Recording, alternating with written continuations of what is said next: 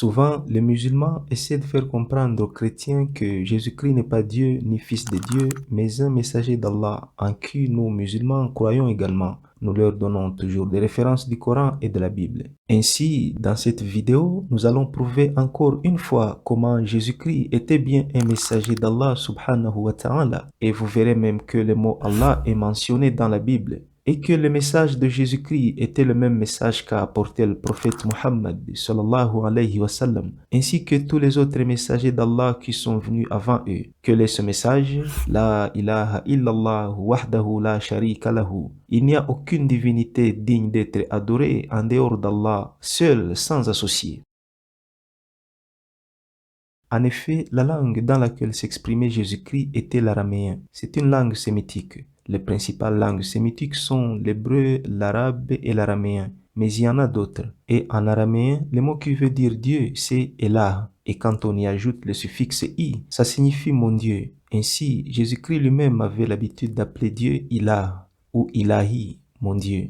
En hébreu, c'est Elohim ou Ilah. En arabe, c'est Allah. C'est donc le même mot dans les trois langues, dont la langue de Jésus-Christ. En réalité, les musulmans, les chrétiens et les juifs sont frères et sont cousins. Le fait qu'ils passent tout le temps à se disputer et à se battre, c'est une honte qui s'appelle tout simplement l'ignorance.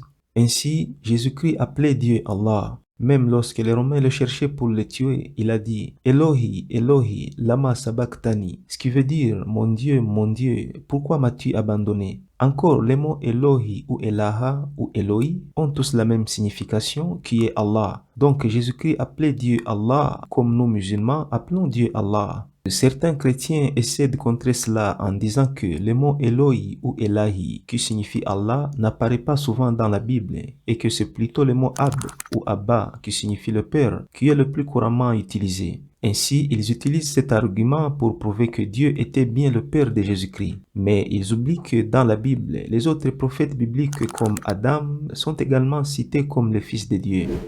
Fils d'Enos, fils de Seth, fils d'Adam, fils de Dieu. Pourquoi la Bible souvent utilise le terme fils de Dieu? C'est parce que le mot fils de Dieu ne signifie pas le vrai fils de Dieu. Ça ne veut pas dire que Dieu les a engendrés. Fils de Dieu désigne une personne pieuse, une personne qui se consacre à Dieu. De même, le terme Ab ou Abba, qui signifie le Père, signifie tout simplement le rôle de Dieu en tant que donneur de vie, l'autorité et le grand protecteur. Quant à l'affirmation selon laquelle Jésus est le Fils de Dieu, il n'est pas assez logique que le Fils de Dieu soit mort sur la croix pour les péchés du monde. Que Dieu le Tout-Puissant laisse son Fils humilié et assassiné par les pécheurs sans rien faire pour lui. Dieu n'a pas besoin de sacrifier quelqu'un pour qu'il pardonne les humains. Non, non, c'est inexplicable, ça n'a aucun sens. Mais si l'on s'en tient à la croyance musulmane selon laquelle Jésus-Christ était messager de Dieu, alors la situation devient plus facile à expliquer et à comprendre. Pourquoi? Parce que, admettons un instant que Jésus ait été crucifié, même si ça n'a jamais eu lieu. Mais avant lui, d'autres messagers et prophètes de Dieu ont également enduré des situations difficiles. Certains d'entre eux ont même été tués, assassinés. Mais leur peuple ne les ont jamais considérés comme Dieu ou fils de Dieu à cause de ça. Donc, pour dire que tout ce qui serait arrivé à Jésus-Christ lui est arrivé comme messager de Dieu, car il ne lui est rien arrivé qui ne soit arrivé aux autres messagers de Dieu avant lui. Certains vont jusqu'à dire que Jésus est le Fils de Dieu parce qu'il est né de façon miraculeuse, donc sans père biologique. Mais si ce fait suffit pour le considérer comme Dieu, alors Adam aussi était Dieu, car son miracle est plus grand que celui de Jésus-Christ. Adam a existé sans père ni mère. Pourquoi on ne l'adore pas? Parce que tout simplement, sans père ou sans mère, etc., tout ça relève de la puissance et de la grandeur d'Allah qui crée comme il veut, car il est le Tout-Puissant. Donc, il n'y a rien, que ce soit dans la Bible ou dans n'importe quel livre, qui justifie que Jésus était le Fils de Dieu ou Dieu lui-même.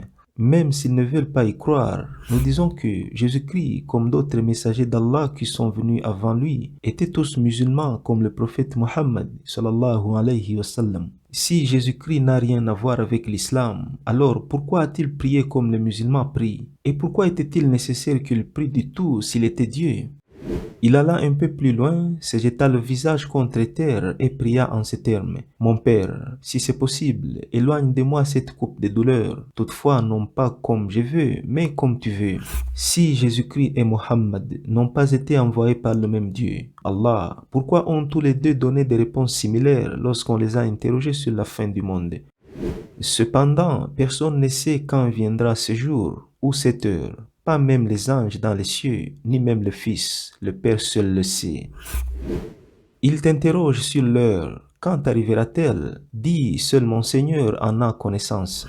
Jamais Jésus-Christ n'a demandé à ses disciples de l'adorer. Jamais il n'a prétendu être le Fils de Dieu ou même Dieu. Il n'a pas été crucifié sur la croix, mais Dieu l'a élevé dans les cieux. Et il viendra sur terre en signe de la fin des temps. Nos intentions ne sont pas d'attaquer ou de blesser aucune communauté religieuse. Nous essayons tout simplement de leur apporter la lumière afin qu'ils viennent sur le droit chemin. Nous ne voulons pas que le jour dernier, nos frères et sœurs chrétiens ressentent cet immense regret lorsque Jésus-Christ lui-même dénoncera toute association avec eux devant Allah subhanahu wa ta'ala. Rappelle-leur le moment où Allah dira: Ô Jésus, fils de Marie, est-ce toi qui as dit aux gens: Prenez-moi ainsi que ma mère pour deux divinités en dehors d'Allah?